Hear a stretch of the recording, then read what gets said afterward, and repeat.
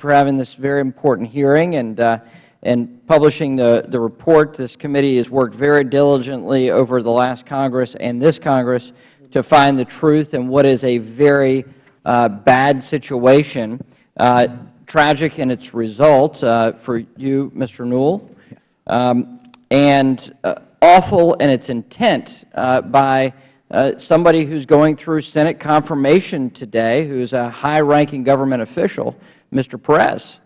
Mr. Perez's actions raise great questions about his intentions on this matter, and even to the question about his willingness to provide very important information, not even following through on in delivering records for a subpoena request.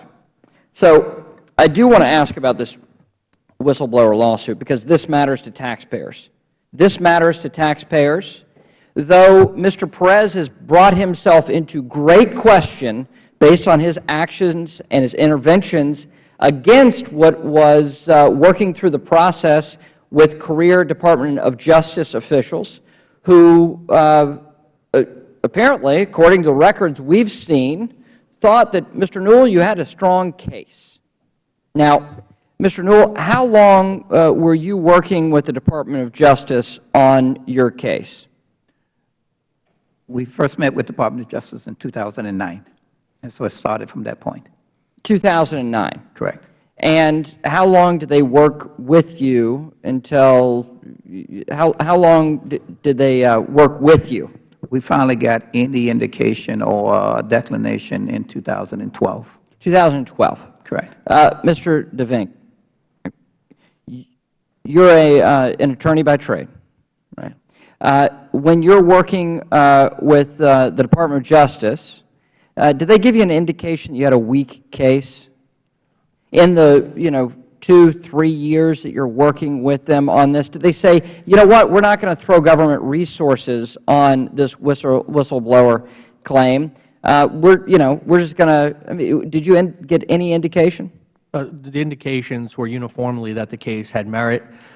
This position was strengthened by St. Paul's response to the claims against them, which Justice found to be further evidence of knowingly false certifications in support of the case. Also, Justice served a lengthy subpoena on the City of St. Paul that resulted in what we call open file discovery, where the Justice Department, I believe through the United States Marshals Service, conducted open file discovery at City Hall in St. Paul. So is that, I'm not an attorney, and I know we've got judiciary folks here. They're well versed in that. Is that kind of standard for a weak case?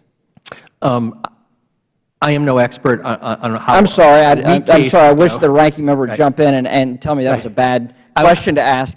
Well, I would say so. Let me just ask this: They spent 2 years and 9 months, significant attorney time, investigator time, and resources on the case. They tied out the damages to the penny.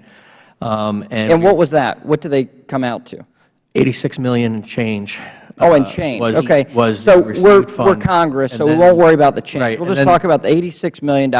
And as a result of that claim, what would the taxpayers recoup? If it was trebled, the maximum recovery under the damages model that would be most aggressive would be approximately $260 million plus penalties, plus fees, plus costs. However, that's a simple answer because you're asking for the biggest number possible. There are alternate damages models, and we never really got there just because the number was so high already. In fact, there was quite a debate over whether they were even going to spend all the time to tie out the damages to the penny because, as some attorney at Justice said, what's the point?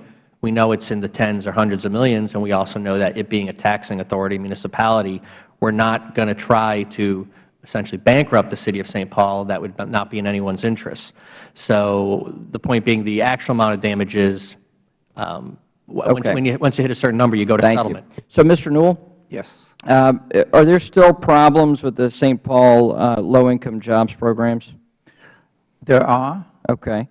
Now, have you ever met with the Assistant Attorney General, Tom Perez? No, I have not. Okay. Have you ever talked to Mr. Perez about the problems in St. Paul with Section 3 compliance? With Mr. Perez, no. Okay.